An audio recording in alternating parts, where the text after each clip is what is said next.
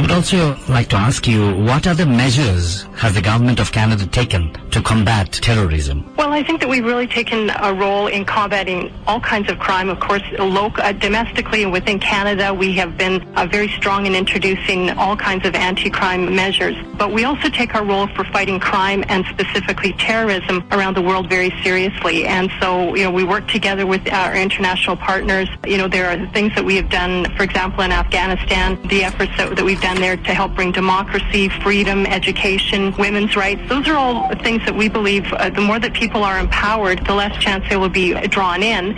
But even more than that, we want to be able to protect innocent lives. So, for example, TTP have, in Pakistan specifically, have unfortunately killed and hurt so many innocent Pakistani people. And so we hope that by listing them in Canada, one of the things that we can do is make sure that they don't get funds, because we know that one of the things that terrorist groups need is money in order to operate. So we want to make sure Canada is never a safe haven for terrorists. And one of the ways we do it is listing them, and then that gives the government the tools in Canada to stop any kind of, as I said, any kind of fundraising or any group or individual associating with them. I will ask Sajjad to ask you a few things. Sajjad, please go ahead. Okay, Candice, I'm going to read the part of your press release, which is fighting terrorism is one of the most important challenges we face as a nation. The threat is real, persistent, and evolving. Right?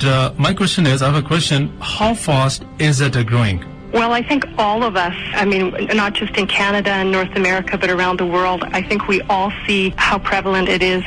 When you hear of bombings, of attacks on innocent civilians, obviously after 9/11, I think it was a wake-up call for many of us in Western countries that we're not immune to it. It's growing, and of course with the proliferation of cybercrime and terrorist activity over the internet and the communication, it is, the word evolving, I think, is very accurate, because the way that terrorist groups operate is changing all the time. The way they're recruiting, the people they're recruiting, the way they're trying to hide and mask the people they're using. I think that's something that is evolving. So it's something, we're very fortunate in Canada. We have really good intelligence, and the government of Canada, together with our partners, again, have to, and we continue to be proactive and I guess never relax, never take our safety and our security for granted. In Canada, we're so fortunate, but we have seen threats, and thankfully we've able to stop them. But I think as soon as any government, any group of people relax and think it's not a problem, obviously that's when the danger can arise. So we're just staying very vigilant and making sure that we're doing our part. And again, our goal